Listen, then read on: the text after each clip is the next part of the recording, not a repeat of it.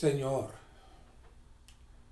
agradecemos la oportunidad de poder servir tu palabra. Una vez más, pedimos que esta palabra esté amarrada al rema, al hablar instantáneo y progresivo en tu revelación para cada uno de los santos que le escuchan. Cubre todas las situaciones, toda la atmósfera externa.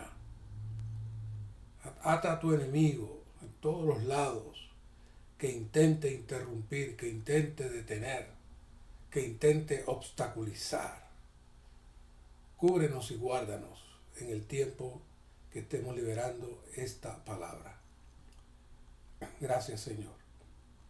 Amén.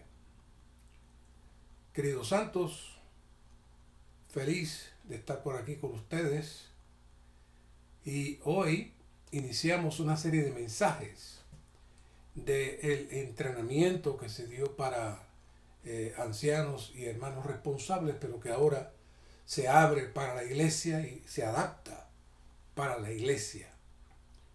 El título de esta conferencia de 9 mensajes es Vivir y servir según la economía de Dios con respecto a la iglesia. El título nos muestra que más que algo externo, estamos hablando de una expresión, de un vivir y un servir que surge de la experiencia de Cristo en nosotros con relación a nuestra visión de lo que es la economía de Dios. Y este primer mensaje se llama Vivir y servir según la visión celestial de la economía de Dios. Así que este título de Vivir y servir según la visión celestial de la economía de Dios está basado en 1 Timoteo 1, 3 y 4.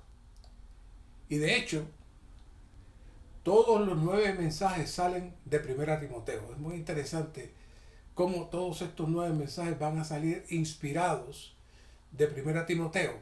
Por ejemplo, el próximo mensaje, que se titula El Evangelio de la Gloria de Dios, del Dios bendito, es de 1 Timoteo 1:11.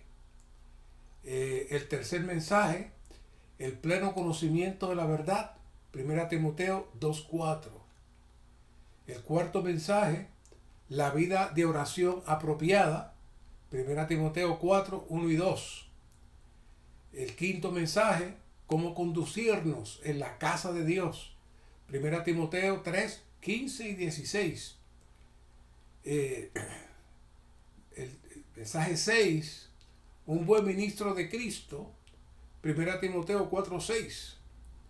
Mensaje 7, un modelo del apóstol Pablo, 1 Timoteo 1:16. Y los últimos 2 mensajes, con el mismo título, la función de la iglesia, salen de 1 Timoteo 3:15 y 16. Así que imagínense, toda esa revelación la vamos a estar trabajando solamente de 1 Timoteo. Ahora, la carga subyacente de todos estos mensajes es el asunto de la experiencia. Y para esto necesitamos profundizar y buscar tener ciertas transacciones con el Señor. Es decir, necesitamos presentarnos delante del Señor para que el Señor nos alumbre y nos ilumine. Y debemos estar alertas para que no pase en vano ninguna situación en nuestro vivir diario, de tal manera que el Señor pueda ganar en nosotros. Este asunto del vivir y el servir según la economía implica que todos estos mensajes afectan nuestro diario vivir para que surja un vivir en armonía con el deseo de Dios.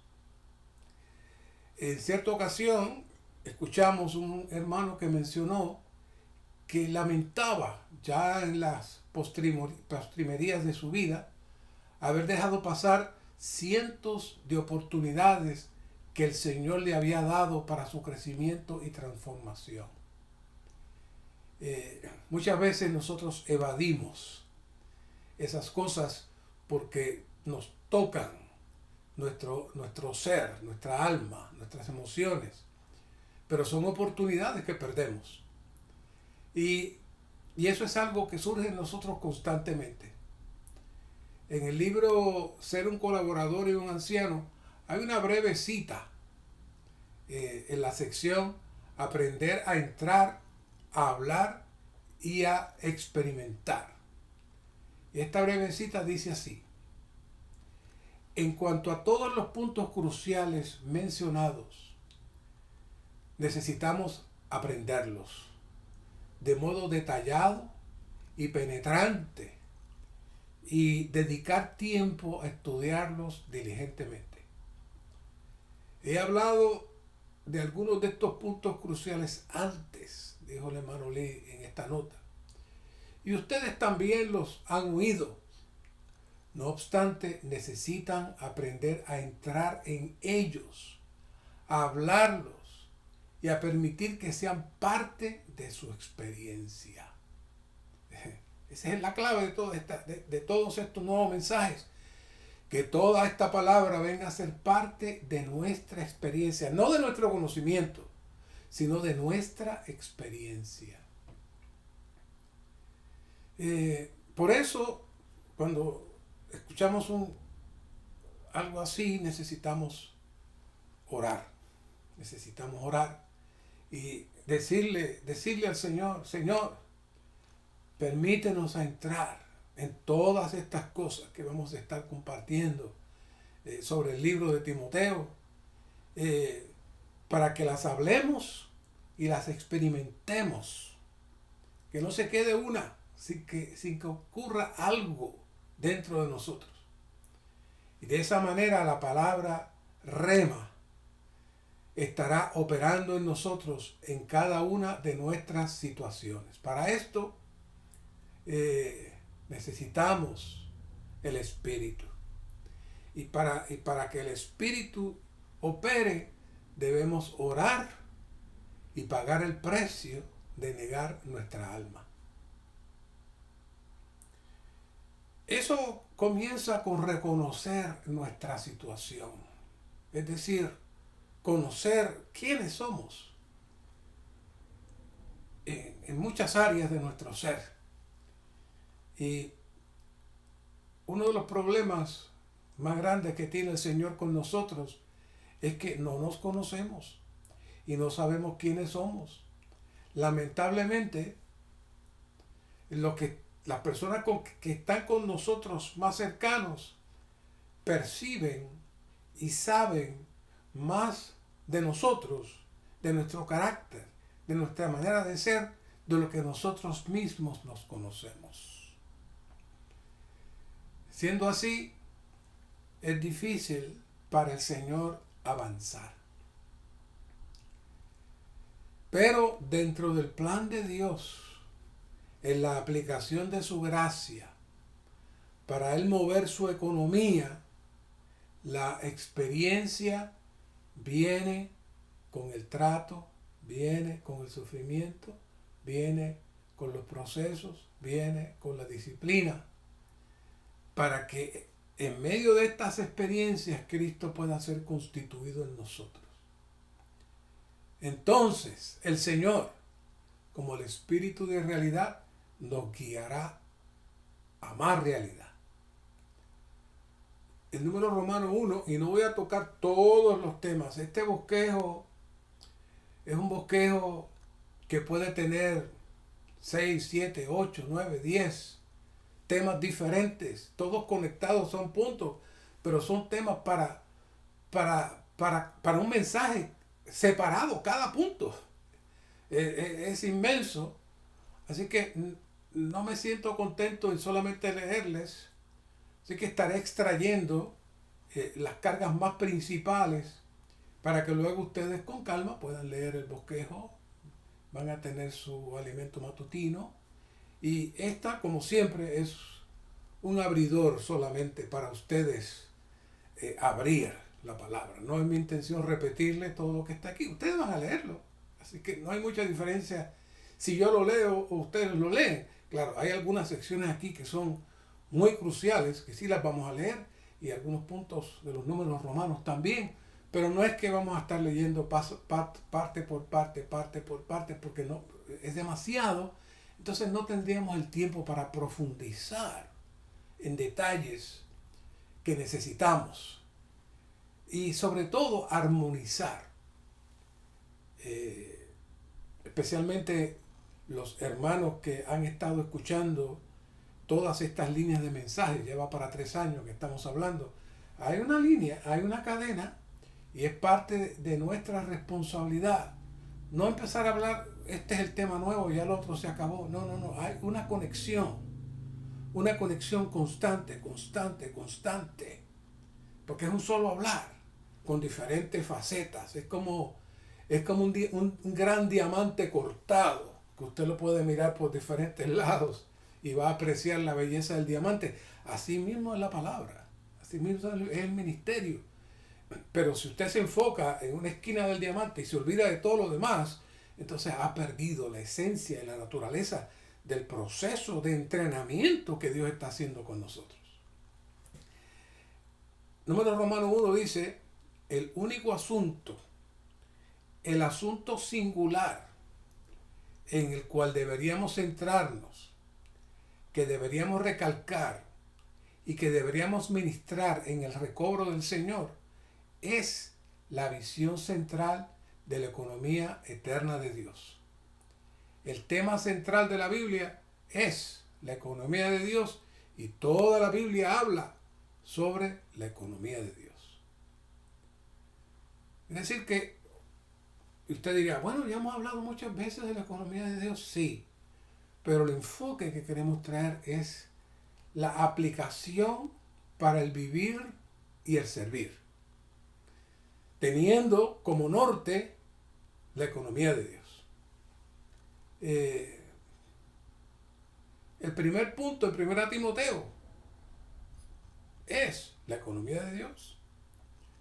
1 Timoteo 1:3, Pablo habla a Timoteo y le dice, como te exhorté al irme a Macedonia, a que te quedases en Éfeso, para que mandases a algunos que no enseñen cosas diferentes. Y en el 4 dice, ni presten atención a mitos y genealogías interminables que acarrean disputas más bien que la economía de Dios que se funda en la fe. ¿Qué estaba haciendo Pablo? Pablo estaba enfatizando que lo más importante y esencial en la vida de iglesia es la economía de Dios que se funda en la fe. Y aún más, Pablo estaba tratando de rescatar a la iglesia en Éfeso. Recuerden el trasfondo filosófico y mentalista de los griegos. Pero Pablo los estaba tornando a otra dirección. Y claramente le dice, para que no enseñen cosas diferentes, más bien que la economía de Dios, al darle instrucciones a Timoteo para ellos. Él sabía por dónde iba. La realidad es, hermanos, que cuando el Señor regrese nos va a juzgar por 2 cosas: nuestro vivir y nuestro servicio. Conforme a nuestro vivir y cómo servimos a la visión celestial de la economía de Dios. Claro, nuestro gran problema es que aunque hemos estado en muchos entrenamientos y conferencias, nuestro servicio no refleja nuestra visión celestial en la economía de Dios que hemos recibido. Tal parece que se nos ha olvidado la visión, o que nunca hemos recibido la visión.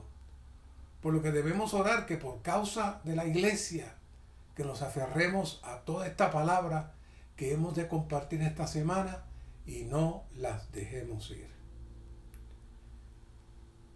Este asunto del servicio, el vivir, la palabra vivir por sí habla por sí sola, pero el servir es más difícil, es más abstracto. Cuando usted oye el servir, pues piensa en limpiar los baños del local y arreglar las sillas. No. El servir está dirigido a ofrecernos al Señor como sacrificio vivo, de tal manera que el Señor pueda edificar su casa con nuestro vivir y servicio. Si no tenemos tal visión, entonces somos cristianos de domingo, donde estamos allí, nos gusta, leemos un poco el elemento matutino, compartimos algo. Yo salgo de allí y ahora voy a servir, pero me voy a servir a mí, a mi familia, a mis asuntos. Yo soy muy ocupado, no tengo tiempo para otras cosas.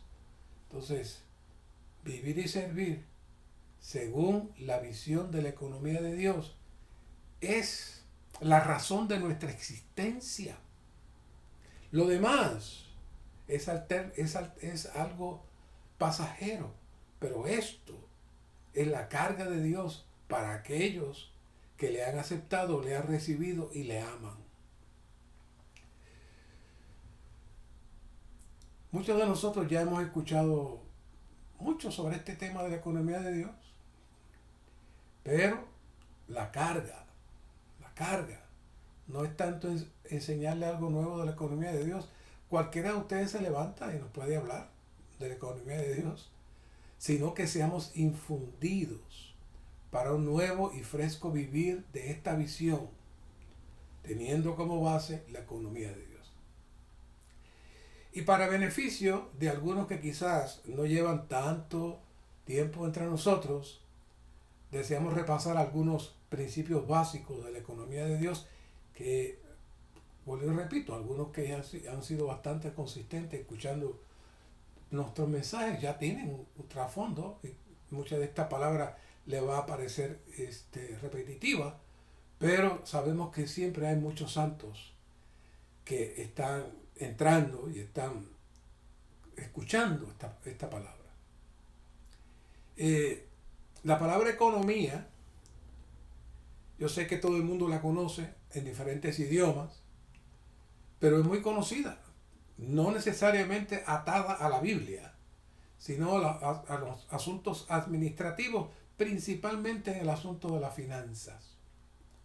Aunque en el campo universitario, la economía sí está atada a la administración de cualquier tema. Yo recuerdo cuando conocí a mi esposa, muy joven, estaba estudiando nutrición y dietética, y ella tomaba una clase que se llamaba economía doméstica.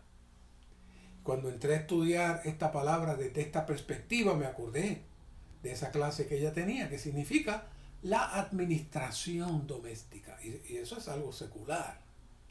Ahora, esta palabra economía es traducida en algunas versiones de la Biblia en español, por ejemplo, como en la Reina Valera, y la Reina Valera pues está muy ligada a la versión King James en inglés, y esta palabra economía la traducen como dispensación, y hay toda una estructura en la línea de la dispensación atada más que nada a las eras, a los cambios, a los eventos en la historia, y cada evento y cada era le llaman una dispensación. Pero si miramos con detalle, la palabra economía es mucho más que una era.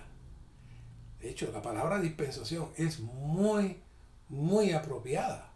No es que esté incorrecta, es muy apropiada. Nuestra aplicación es el problema. Hace tiempo les traje el ejemplo que, por lo menos en Puerto Rico, no sé en otros lugares, pero me acordé que existían unos lugares donde los enfermos eran, parece las clínicas modernas de hoy, de primera ayuda sin tener que ir a un hospital grande. Y ahí las personas llegaban para que les atendieran eh, para enfermedades no tan graves. Y se le llamaba dispensario. Casualmente un querido hermano viajó a Puerto Rico en estos días y encontró una, todavía con el letrero que decía dispensario. Y me la envió, porque no, ya no existe. Así que él la encontró y le tomó esa foto de dispensario. ¿Por qué? Porque dispensaba cuidados, dispensaba medicamentos, dispensaba atención. Es decir, el dispensar es el proveer, el suministrar. Y esa es la razón de la palabra economía, que se traduce en español como dispensación. Pero en la versión recobro, y los que no sepan lo que es la versión recobro, pues pueden comunicarse con nosotros, se traduce tal y como el apóstol Pablo la expresa en griego. Y la palabra que el apóstol Pablo expresa en griego es oikonomía. Oikonomía. En español, economía. La palabra economía se compone de dos palabras, oikos y nomos. Y casa, oikos y nomos, sí, que significa casa, ley. Oikos, nomos, casa, ley.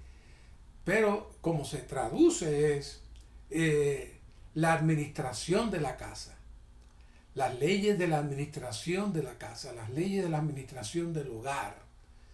Esa es la palabra oikonomía.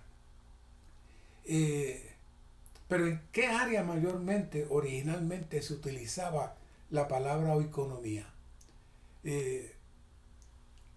Estaba destinada originalmente, donde más se utilizaba en los tiempos bíblicos, es con relación a la administración del hogar para que se diera el suplir, el cuidado y el sustento adecuado de los que componían el hogar. Y eso incluía tanto, obviamente, los seres humanos que estaban ahí, como el cuidado también de los animales, que de hecho, en esos tiempos, estamos hablando de los tiempos bíblicos, tener muchos animales era una señal de riqueza. Así que la labor de los que cuidan era muy importante, que ellos cuidaran también de los animales, dándole la provisión adecuada. Entonces, de la palabra oikonomía se deriva otra palabra muy importante, y es la palabra oikonomon. Oikonomon. Y esa palabra oikonomon se traduce como mayordomo o mayordomía. Es decir, que es la misma palabra, pero está utilizada en una aplicación de la palabra. Así que podemos decir que la oikonomía es la administración, el plan, y el oikonomon es el mayordomo, es el que lleva a cabo la economía. ¿Por qué estoy trayendo todo esto? Porque el apóstol Pablo juega en muchas ocasiones con este asunto de estas dos palabras, en donde por un lado él habla de la economía y por otro lado él también se habla de que él ha sido designado un oikonomon, un mayordomo, un administrador. Aquellos que saben buscar en las concordancias, por ejemplo la concordancia Strong, el número de esta palabra es G3622. Decimos esto porque no estamos inventando nada, y de hecho cualquiera que tenga un mínimo acceso a cualquier texto griego e ir a uno de los versos que vamos a estar trabajando, especialmente Efesios 1:10 para mencionar uno, usted va a ver que la palabra oikonomía resalta dentro, aunque usted no entienda nada más, la palabra economía tiene una gran cantidad de letras reconocibles. quizás una, por ejemplo la N que está como si fuera una V y se lee como N, pero todas las demás usted puede percibir que la palabra economía está ahí y que el apóstol Pablo la está usando constantemente. Es decir, no estamos creando un término nuevo, no estamos diciendo que esto es lo que... no, es el hablar del apóstol Pablo encerraba toda esta explicación de la economía. Efesios 1:10, para la economía de la plenitud de los tiempos. Obviamente, si va a la Reina Valera, va a decir, para la dispensación de la plenitud de los tiempos. Y dijimos que la palabra dispensación no está incorrecta, pero sí la aplicación. Si estuvieran hablando de la palabra o economía y dispensación desde la perspectiva del suministro, entonces armoniza, cae, dispensar algo. Pero si lo pone desde las eras, como tiempo, como eras, entonces se pierde el significado, se pierde la carga. Vea esta nota. Dice, la economía de Dios según su deseo y que planeó, se propuso en sí mismo, es que en Cristo sean reunidas bajo una cabeza todas las cosas en la plenitud de los tiempos. Esto se lleva a cabo, y aquí es que armoniza lo que estamos trayendo, por medio de la impartición del abundante suministro de vida del Dios triuno, como factor vital en todos los miembros de la iglesia para que sean levantados de la situación de muerte y unidos al cuerpo de Cristo. O sea, cuando hablamos de la economía como la administración del plan de Dios, la administración del deseo de Dios para el suministro, es algo sumamente amplio. Y de hecho, al final de este mensaje estaremos tocando un aspecto clave y crucial de la economía. Pero hay varios aspectos para este proceso de la edificación. Así que todo el plan central de la economía es la administración del suministro. Este suministro es el que produce la alimentación adecuada para que se cumpla el deseo de Dios. Como bien dice la nota, todos los seres humanos están participando de una situación de muerte. Y como dice en Romanos 3:23, porque todos han pecado. Algunas versiones dicen y carecen de la gloria de Dios, otros dicen han sido destituidos de la gloria de Dios, otras dicen están faltos de la gloria de Dios. Cualquier palabra que utilice, lo que está diciendo es que por causa del pecado estamos carentes, estamos afuera, hemos sido sacados de la atmósfera de Dios. Sin ánimo de traerles un estudio exhaustivo sobre este asunto, porque lo tenemos pendiente, en Ezequiel 28:15 encontramos que dice, perfecto eras en tus caminos desde el día en que fuiste creado, hasta que la injusticia se halló en ti. Están hablando a Satanás. Así que la justicia es la base del reino de Dios y lo que establece el orden en el universo. Así que cuando Lucifer contaminó su corazón, y usted dirá, ¿qué? ¿Que Lucifer tenía corazón? Sí, Lucifer tenía corazón. ¿Dónde lo dice? Bueno, aquí dice Isaías 14:13, pero tú dijiste en tu corazón, tenés corazón. Mira lo que dijo, subiré al cielo, por encima de las estrellas de Dios. Estoy acortando. Exaltaré mi trono, y en el monte de la asamblea me sentaré. Subiré sobre las alturas de las nubes, me haré semejante al Altísimo. Esa es la descripción de Isaías 14:13 y 14. donde describe las maquinaciones. Algunas personas le llaman contrataciones, la versión Record le llamamos comercio porque es análisis para producir un beneficio para uno. Eso produjo en Satanás la injusticia. Y eso es salirse del orden de la justicia y entró y comenzó a participar en la dimensión de lo que le llaman la injusticia. La injusticia no es que haya sido injusto con nadie. La injusticia es estar fuera de la justicia. Fuera de la justicia. Como ya sabemos, y como dije, no tengo el tiempo en detalles, quizás en otro mensaje que estaremos compartiendo sí lo haremos, pero ahora solamente le adelanto que dice que el enemigo de Dios se dio cuenta de una realidad. Él estaba solo, se quedó sin nada. Ya no era el ángel de luz precioso y poderoso. Ahora es una criatura solitaria, en oscuridad y muerte y sequedad. ¿Qué hizo? Bueno, él entonces comenzó a buscar otras criaturas. Y aunque no dice los detalles, logró una gran cantidad de ángeles. Los engañó. Y se unieron a él y cayeron en esta dimensión de muerte y oscuridad. Y finalmente hace que Eva contamine su corazón. Igual. Y finalmente Adán. Pero él no presentó las cosas como suceden, sino que él manipuló su hablar. Manipuló su hablar para crear en el hombre la misma ambición y la misma imaginación de cómo serán las cosas.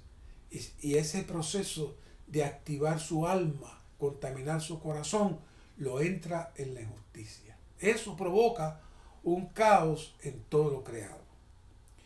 Y Dios le dice a Adán las palabras más difíciles y terribles aquí en estos primeros capítulos de Génesis. Génesis 3:17a. Y Adán dijo: por cuanto escuchaste la voz de tu mujer y comiste del árbol del que te mandé, diciendo no comerás de él, maldita es la tierra por tu causa. Tenemos que tener mucho cuidado cuando decimos que Dios le puso dos árboles al hombre al frente para que escogiera. No, Dios no hizo eso. Dios no le dio opción al hombre. Él le dijo, aquí lo dice, no comerás de él. Eso no son opciones. Que el árbol esté por ahí es una cosa, pero está prohibido tocarlo. Otra cosa es opciones. Aquí tengo dos sabores. Tengo dos sabores de lo que sea. ¿Cuál quieres? Este o este. Eso sí. Pero Dios no le dijo así al hombre. Dios le dijo, no comerás de él. Y por tu causa, maldita es la tierra. ¿En qué consistió esa maldición? Mirando un poquito, podemos ver que en Romanos 8, 20a y 21b nos da dos aspectos de esa maldición. Número uno, porque la creación fue sujetada a vanidad. Es lo que dice Romanos 8a, 20a. Y el 21b dice, la creación misma será libertada de la esclavitud de corrupción. Quiere decir que esas dos cosas surgieron cuando el hombre participó, se salió de la atmósfera de Dios y entró en la atmósfera de la injusticia, que es la atmósfera donde Dios no es considerado ni está considerado en el orden en el que Él reina. Y ese fue el pecado, esa fue la causa por la cual Satanás fue destituido. Podrá haber hecho muchas cosas más, pero dice ahí que esa fue la razón por la cual fue destituido. Es decir, podemos decir que salirse de la atmósfera de la justicia produjo que la tierra fuera maldita y participara de la ausencia de la realidad, lo cual es vanidad. Y eso hizo que saliéramos de la gloria de Dios y nos ató a la esclavitud de la corrupción, produciendo no solamente la muerte espiritual, pero de igual manera la muerte física. Por eso es que morimos, por eso es que nos ponemos viejos, por eso es que nada dura, todo excepto las cosas artificiales, pero todo lo que es natural todo va a morir. ¿Por qué? Por bello que sea, por hermoso que sea, está bajo la esclavitud de la corrupción. ¿Por qué estoy hablando todo esto? Porque si no tenemos esta visión clara de qué es lo que está pasando, no podemos apreciar la economía de Dios. No podemos entender la economía de Dios. Dios necesitó un plan. Dios necesitó su economía para sacarnos de esta atmósfera de vanidad, esta atmósfera de muerte, esta atmósfera de tinieblas y corrupción. Vamos a ver otros versículos que estaremos, como dije, son muchos temas, son muchas áreas, pero estaremos recordando este principio que estamos trayendo aquí en esta primera media hora. Y podemos apreciar entonces el valor de la economía de Dios. Efesios 3:2 dice, si es que habéis oído de la mayordomía, puedo cambiar la palabra mayordomía y ahí dice también o economía o economos. Es decir, que el apóstol Pablo dice, si es que habéis oído de la economía de la gracia de Dios, que me fue dada para con vosotros. Pero ya aquí no solamente está describiendo el plan, sino que él le fue dada la responsabilidad de administrar el plan de Dios. Y ese plan de Dios está ligado a otra palabra maravillosa que es la gracia.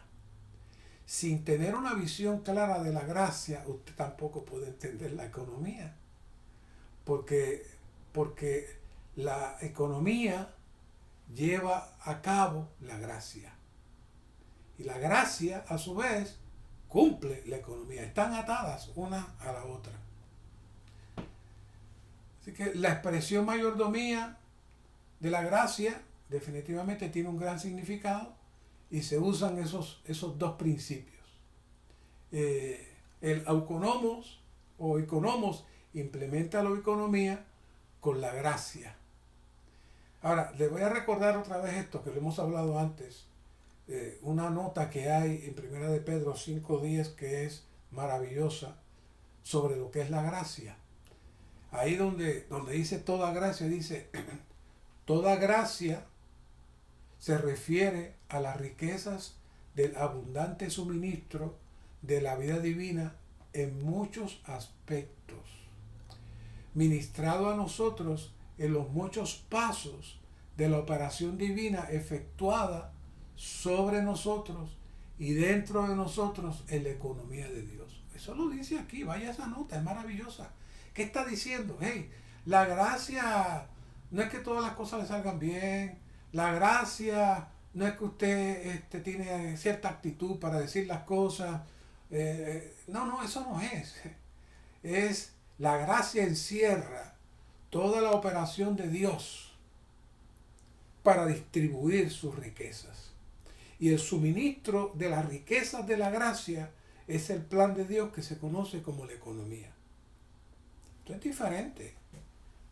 Óigalo, repítalo, vaya ahí a 1 de Pedro 5 y ahora lea esa nota, repítala para que tenga una visión mucho más grande, mucho más amplia de lo que es la gracia. Y dice, entre estos dos pasos, entre la economía de la gracia, entre estos dos pasos se encuentran el amoroso cuidado de Dios. Como dijimos al principio, mientras nos disciplina y su obra de perfeccionarnos, confirmarnos, fortalecernos y cimentarnos.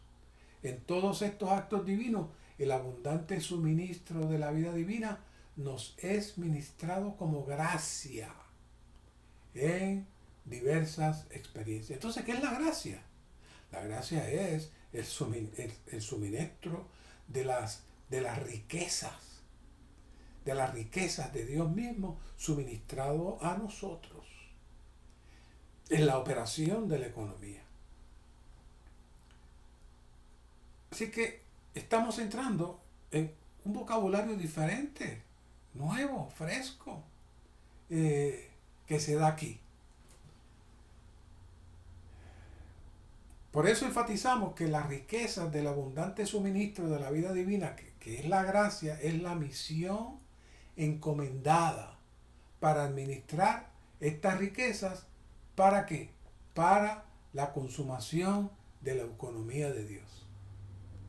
Estas riquezas tienen una administración y un suministro.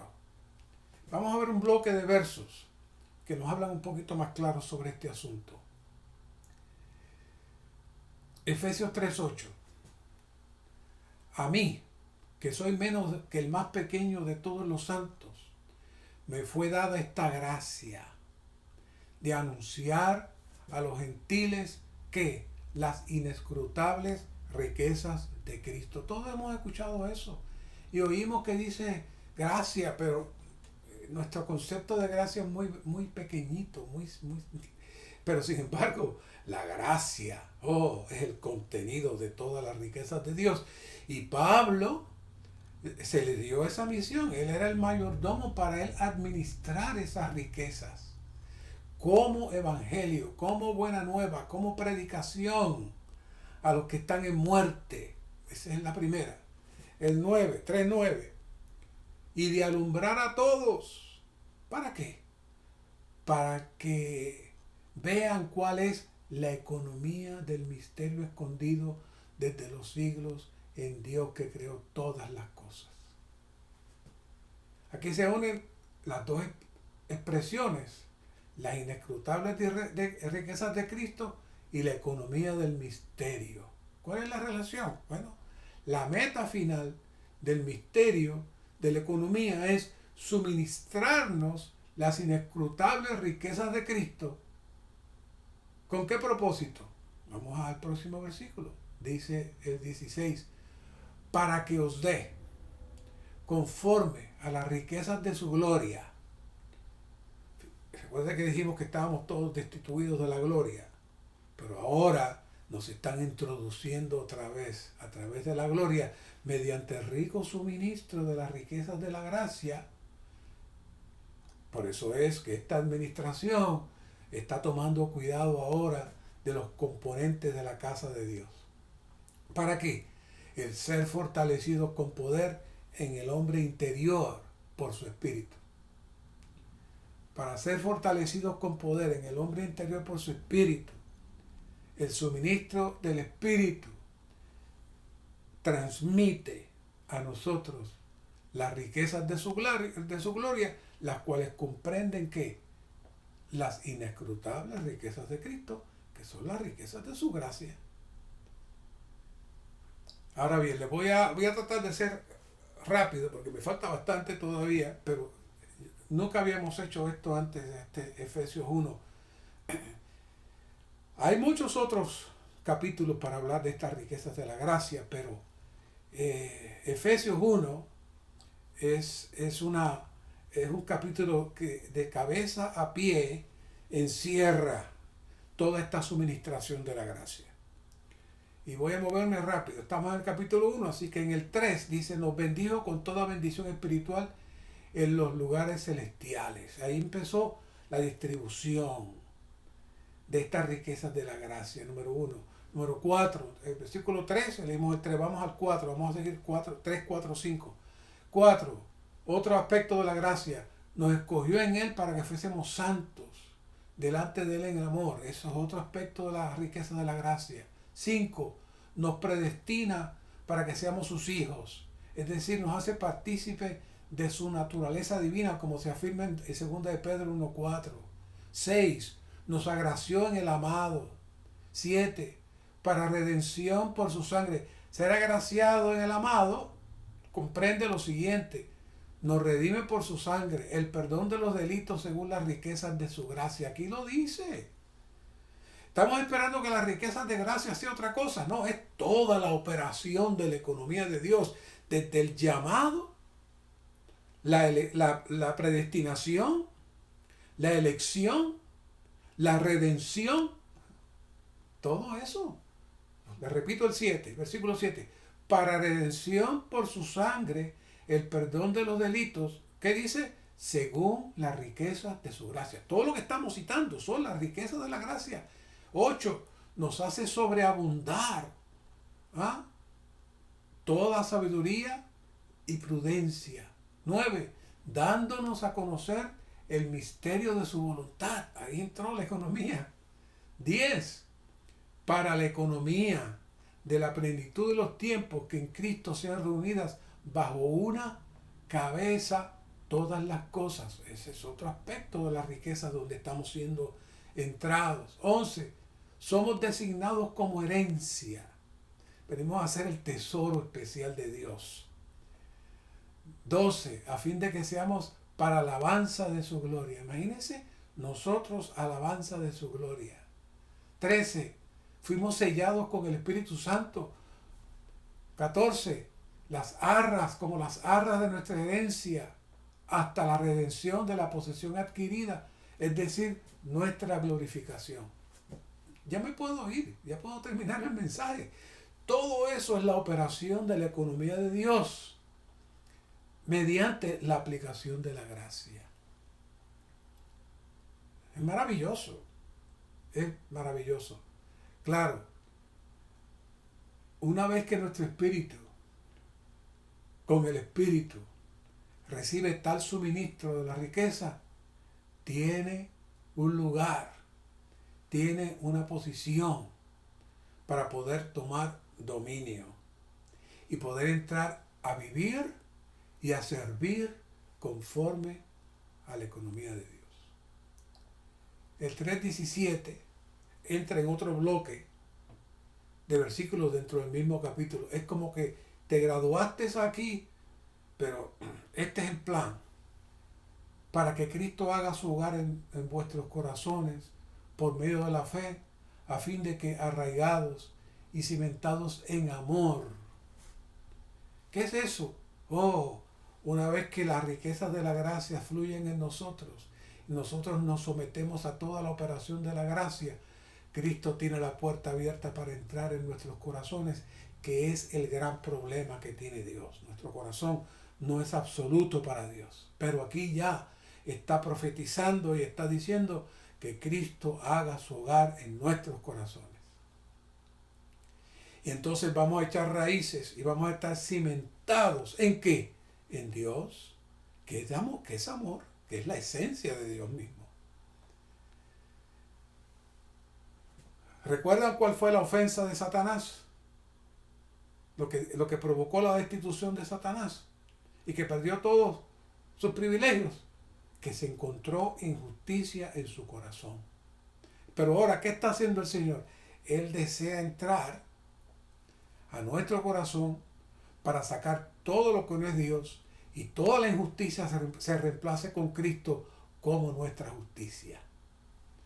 Hay muchos versos para trabajar esta línea. Solamente se la estoy tocando por encimita. Tocamos algo en el capítulo 8 y 9 de la conferencia que dimos sobre el reino, pero esto tiene mucho peso para poder armonizar esta carga con el tema de la economía de Dios.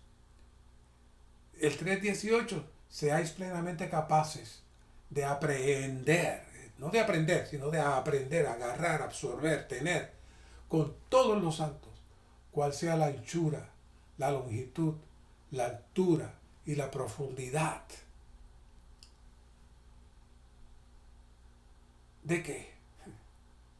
Es que hay una operación de Cristo en nuestro corazón y nos va a estar llevando a un mover corporativo para experimentar y disfrutar a Cristo mediante el rico suministro. ¿Con quién? Con todos los santos. Si usted pensó que esto era usted que se iba a convertir en Superman, no, esto es algo corporativo. Dios está trabajando esta economía para el suministro de las riquezas de la gracia. ¿Para qué? Para que se forme su cuerpo y su expresión. El 19, y de conocer el amor de Cristo que excede a todo conocimiento, para que seáis llenos hasta la medida de toda la plenitud de Dios. Así que todo este maravilloso proceso mediante la administración de la economía es que seamos llenos de Cristo hasta toda la medida de la plenitud de Dios. Y una vez que hemos entrado en la dimensión de toda la medida de la plenitud de Dios, Dios aspira a que entremos a otro aspecto crucial dentro de las diferentes escalas que tiene o escalones que tiene la economía. Y dice aquí, la economía y plan de Dios consiste en que Él se haga hombre y nos haga a nosotros sus criaturas, Dios, de modo que Él sea hombreizado y nosotros seamos diosizados. La economía eterna de Dios consiste en que Él llegue a ser hombre, para que el hombre llegue a ser Dios en vida y naturaleza, mas no en la deidad, con miras a la edificación del cuerpo de Cristo, a fin de llevar la nueva Jerusalén a su consumación. Hoy en día podemos estar en unanimidad en el recobro del Señor, porque tenemos una sola visión, que es la visión de la economía eterna de Dios que hemos estado trabajando aquí hasta este momento. Así que es importante notar que esto que acabamos de decir, del deseo de Dios, que el hombre sea diosificado o deificado, tal y como Cristo se hizo hombre, ahora Él está laborando para que nosotros tengamos la expresión naturaleza de Dios mismo. No es un invento nuestro en el recobro del Señor, no lo es.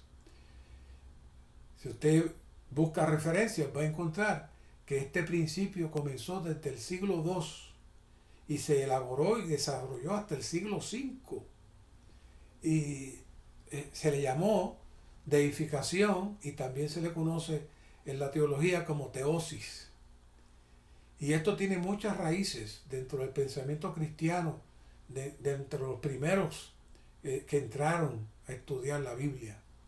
Hubo muchos teólogos iniciales que trabajaron no solamente el asunto de la teosis, sino que estudiaron con detenimiento el asunto de la encarnación del Señor, del Dios hecho hombre. Y luego ellos comienzan a darse cuenta que Dios no solamente deseaba que Cristo se hiciera, que el Dios Cristo se hiciera hombre, sino que el hombre también se hiciera como Cristo. Que Cristo fuera expresado y manifestado en el hombre. Y esto no es una enseñanza de un solo individuo, sino que surgió como parte del desarrollo teológico que fue moviéndose por siglos y fueron trabajando estos hermanos. Y el más que conocemos bastante acá en el recobro del Señor es Atanasio, que de hecho ayudó a formular el credo de Nicea, donde se definen los postulados más cruciales e importantes del cristianismo. Y hubo varios escritos, inclusive uno que se llamó sobre la encarnación, que estudió profundamente el proceso de Dios siendo hombre. Y de ahí él mueve y vuelve y trae este principio para que el hombre sea hecho Dios o para que el hombre sea deificado, saturado de Dios y exprese a Dios. Así que luego de él hubo otros.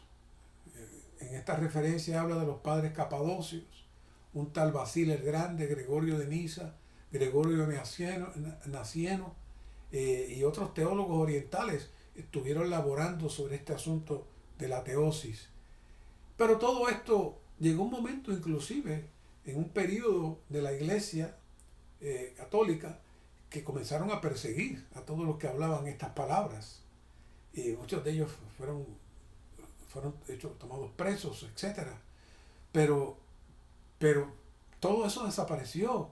Pero hoy en el recobro del Señor lo estamos recobrando, porque entendemos que es una parte trascendental y crucial dentro del proceso de la economía de Dios.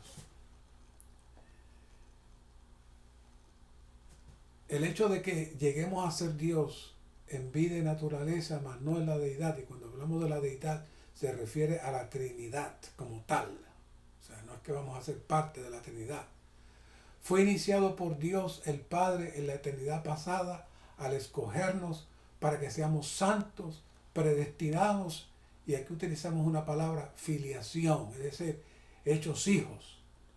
La santificación divina, con miras a la filiación divina, es el centro de la economía divina y el pensamiento central de la revelación hallada en el Nuevo Testamento.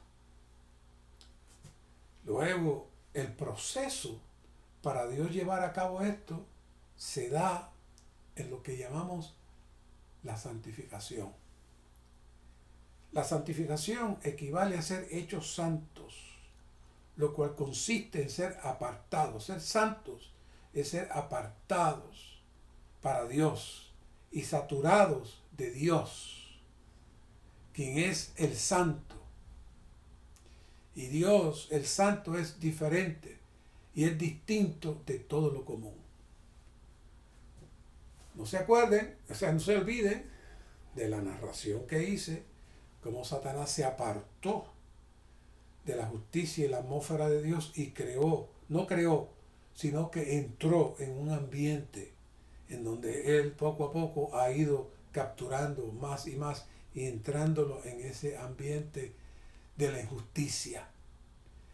Por lo tanto, cuando se habla de santidad en la Biblia, no es tanto de la manera de vestir o la manera de mirar o de caminar, sino de estar apartado, separado de todo lo que no es Dios. Así que Él nos escogió en Cristo antes de la fundación del mundo para que seamos santos a fin de que lleguemos a ser Dios en naturaleza. Únicamente Dios es santo. Para ser santos necesitamos que Dios en su naturaleza santa sea impartido en nosotros y esta naturaleza santa llega a ser el elemento santo con el cual el Espíritu Santo nos santifica. Hay mucho más, pero le estoy dando lo más importante de estos temas.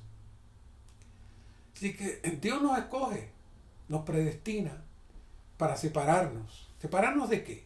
Nos separa de todo lo que no es Dios, de toda la injusticia y nos entra entonces en el orden del universo. Por eso es que cuando miramos Mateo 28-19 y aparece ahí la palabra eclesía, que significa llamados a salir. ¿Salir de dónde? Llamados a salir de la atmósfera de la tiniebla, de la atmósfera de la muerte. Y ese llamado a salir fuera de la atmósfera de la muerte, esa es la atmósfera para ser santos. ¿Por qué? Porque somos separados. Por eso es que el Señor menciona ahí, yo edificaré mi eclesía. Yo edificaré a los que he llamado a salir fuera.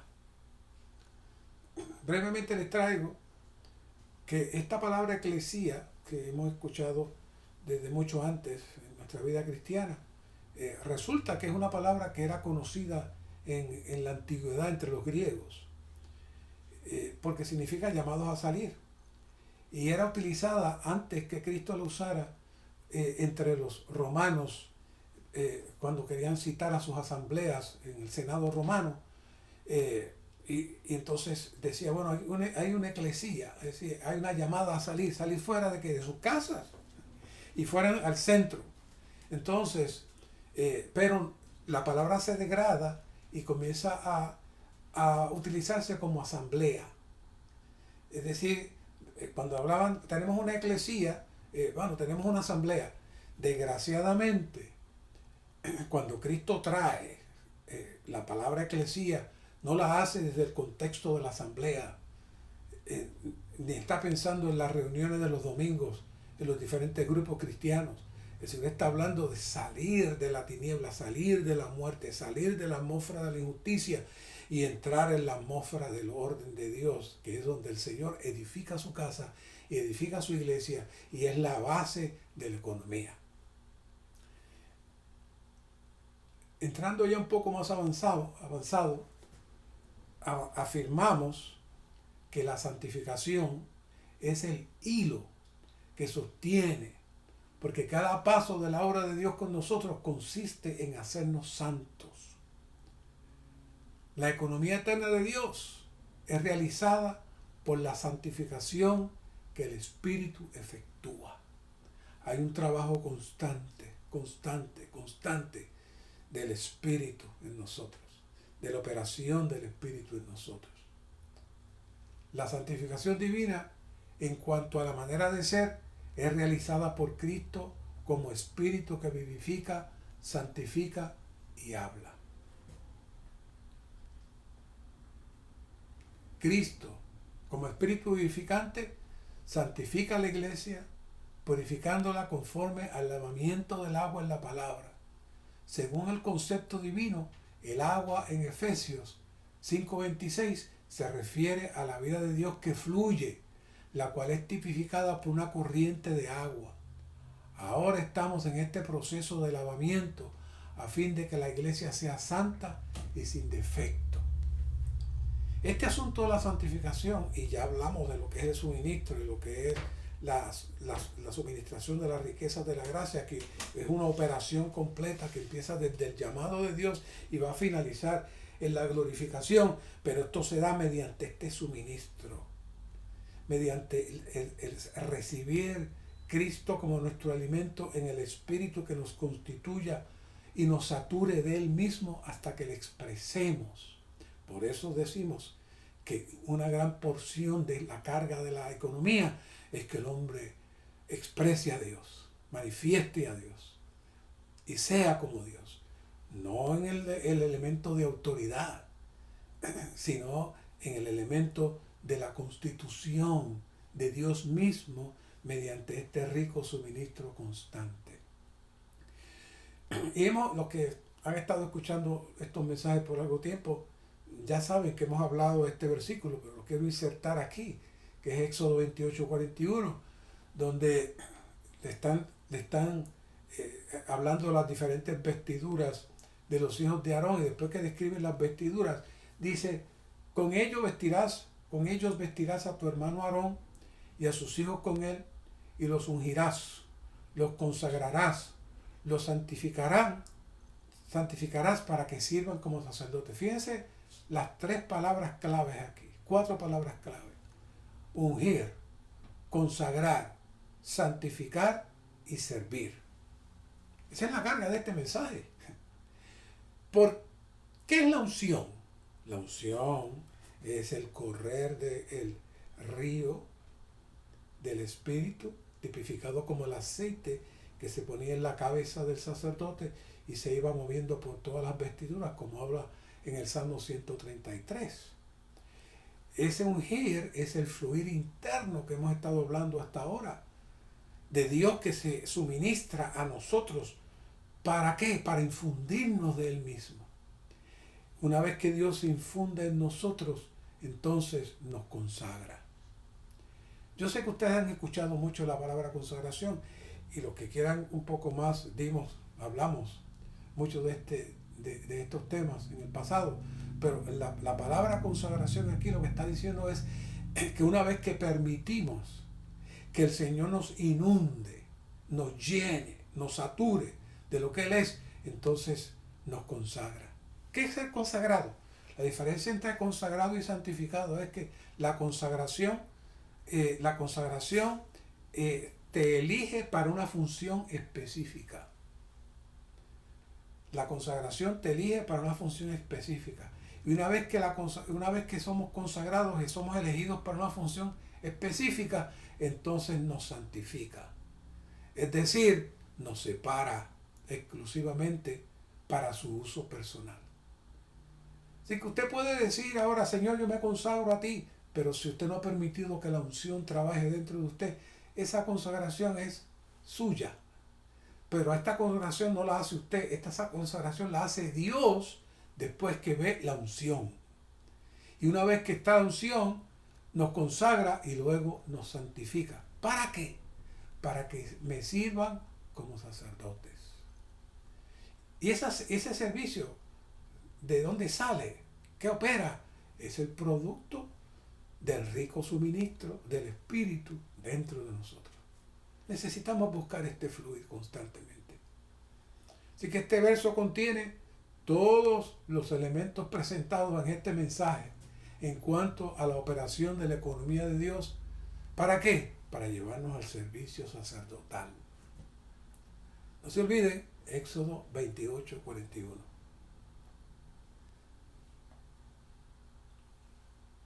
Cristo como espíritu vivificante. Cristo es el espíritu que habla. Una vez que este espíritu fluye en nosotros, una vez que este espíritu se mueve en nosotros, hay un hablar. Todo lo que él habla es la palabra que nos lava. Todo lo que habla es la palabra que nos suministra. Todo lo que habla es la palabra que nos llena. Claro, no se está refiriendo a la palabra del logos, que es la palabra constante, sino a otra terminología que se usa en la Biblia, en el Nuevo Testamento, que es el rema. El rema es la palabra hablada para el momento. Es la palabra que Dios habla conforme a nuestra necesidad y conforme a nuestra situación. Una vez que entramos a participar del rema, que viene por medio del suministro y viene por medio de la consagración y viene por medio de la santificación, entonces podemos entender Juan 14:6 y Efesios 4:20. Jesús les dijo: yo soy el camino y la realidad y la vida, y nadie viene al Padre sino por mí. Aparte de la salvación jurídica de su muerte en la cruz, y como vimos, como siendo parte de las riquezas de la gracia para llevarnos a la glorificación, hay un punto crucial, y es la palabra verdad. La palabra verdad se traduce de dos maneras. Aletheia se traduce como verdad o se traduce como realidad. Pero cuando miramos en algunas ocasiones en el Nuevo Testamento, la mejor manera de traducirla es realidad. ¿Por qué? Porque ya vimos que Satanás se salió de la realidad, se salió de la vida, entró en la muerte. Y ese vivir, todos los que entran ahí comienzan a participar ¿de qué? Comienzan a participar de la vanidad. El cosmos completo, todo lo que existe hoy, está saturado ¿de qué? Está saturado de la vanidad. ¿Qué hace la vanidad? La vanidad sustituye a Dios. La vanidad le da al hombre la satisfacción temporera y efímera de que está contento y satisfecho, pero en poco tiempo necesitará más. Y ya sea con uso de alcohol, de bebidas, de drogas, de ropa, de fiestas, de baile, de lo que sea, siempre querrá más, porque nada lo va a llenar. Por eso Cristo dice: yo soy el camino y la realidad y la vida. En Él regresamos otra vez a la atmósfera de la justicia.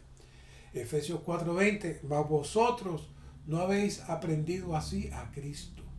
21, si en verdad le habéis oído y en Él habéis sido enseñados conforme a la realidad que está en Jesús. Cristo es la atmósfera donde entramos. Por eso en el bautismo enfatizamos tanto Mateo 28:19, porque la palabra en bautismo ahí significa entrar dentro de.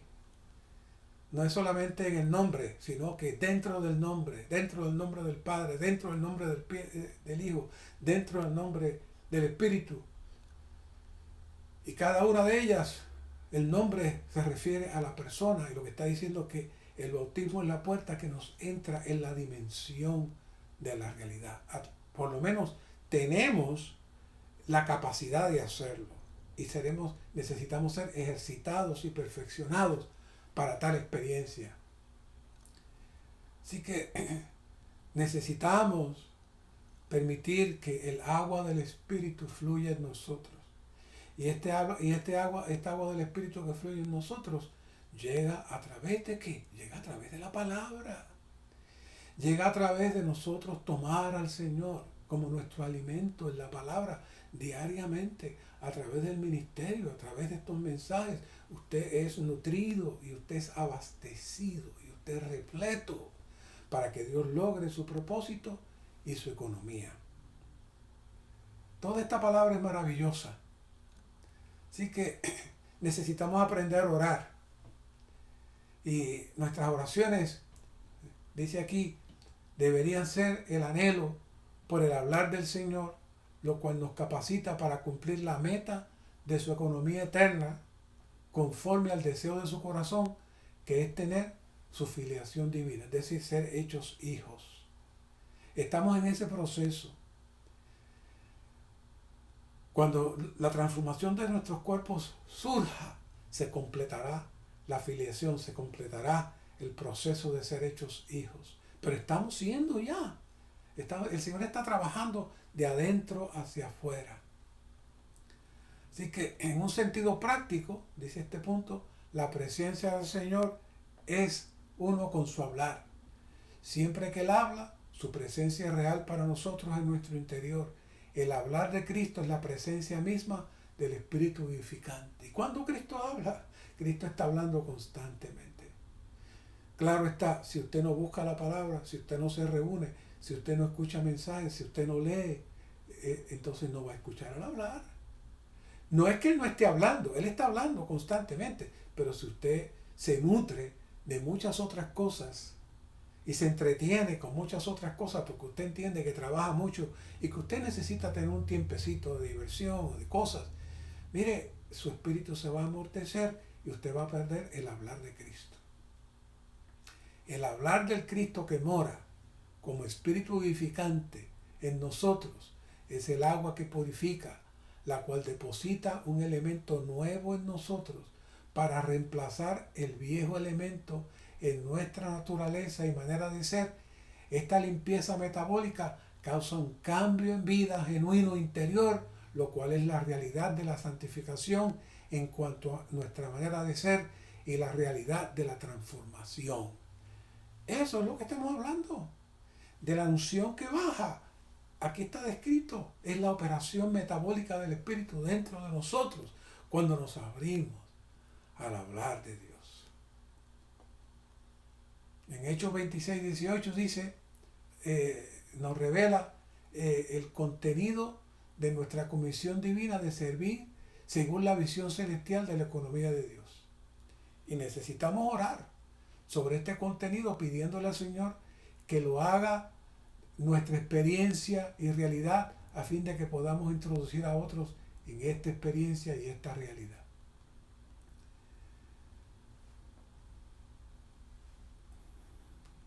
Hechos 26, 18. ¿Qué dice? Para que abra sus ojos, para que se conviertan ¿de qué? De las tinieblas a la luz y de la autoridad de Satanás a Dios, para que reciban perdón de pecados y herencia entre los que han sido santificados. ¿Qué es esto? Es lo que les describí al principio. Por eso tuve que detenerme para poder hablar un poco sobre eso. Porque si no entendemos en dónde es que nos entró, dónde fue que entramos, cuando sencillamente, cuando Adán, siendo cabeza de la creación y representante de Dios, entra, arrastra con él a toda la humanidad y a todos sus descendientes, y nosotros sin querer, al nacer, ya estamos en esa otra atmósfera, ya estamos dentro de toda esa atmósfera, que al principio debe ser horrible y fea, pero ahora está muy decorada, muy hermosa, y como hemos dicho en otras ocasiones, Satanás tiene ahora el apoyo y tiene la ayuda de toda la tecnología, con la televisión, con los teléfonos celulares. Constantemente hay un bombardeo de las tinieblas a nosotros. Y si no, pase una hora viendo cualquiera de esas cosas y luego levántese e invoque el nombre del Señor a ver qué siente. Usted va a sentir muerte. Tiene que arrepentirse, tiene que pedir que la sangre lave su conciencia. ¿Ah? Y se active otra vez su espíritu. ¿Por qué? Porque esas son las tinieblas. Por eso dice, para que abra sus ojos, para que se conviertan de las tinieblas a la luz y de la autoridad de Satanás a Dios. Ese es el mensaje, ese es el evangelio, esa es la carga, esa es la carga principal presentada en toda esta economía, porque una vez que entramos en esa, salimos fuera de esa dimensión, Dios puede impregnarse en nosotros y entonces Dios puede tener su representante y su expresión. Y una vez que entramos en esa experiencia, entramos en lo que es la luz. La luz es la presencia de Dios. Necesitamos ser personas que están llenas de luz. El disfrute que tenemos de Cristo como porción que Dios nos ha dado tiene lugar, ¿dónde? En la luz. Necesitamos ser luminares en el mundo, enarbolando la palabra de vida. Necesitamos anunciar las virtudes de aquel que nos llamó de las tinieblas a su luz admirable. ¿Por qué tanto luz, luz, luz? Bueno, mira esta nota de primera de Juan 1.5. También le hemos hablado antes, pero es demasiado profunda. En cuanto a su naturaleza, Dios es espíritu, amor y luz. Repito, en cuanto a su naturaleza, Dios es espíritu, amor y luz. Espíritu denota la naturaleza de la persona de Dios. El amor denota la naturaleza de la esencia de Dios. Y luz denota la naturaleza de la expresión de Dios. El amor y la luz están relacionados con Dios como vida, la cual pertenece al Espíritu. Dios, el Espíritu y la vida en realidad son una sola entidad. Dios es Espíritu y el Espíritu es vida. Dentro de esa vida se encuentra el amor y la luz. Cuando el amor divino aparece entre nosotros, se convierte en gracia, y cuando la luz divina resplandece en nosotros, se convierte en verdad. Y yo le puedo agregar, cuando esto acontece, Dios mueve adelante, ¿qué? Su economía.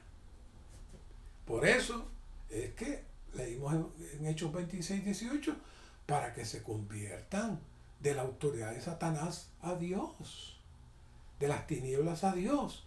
¿Por qué? Porque cuando Satanás entró en la injusticia, se salió de muchas cosas. Se salió del hablar de Dios. Se salió del amor de Dios.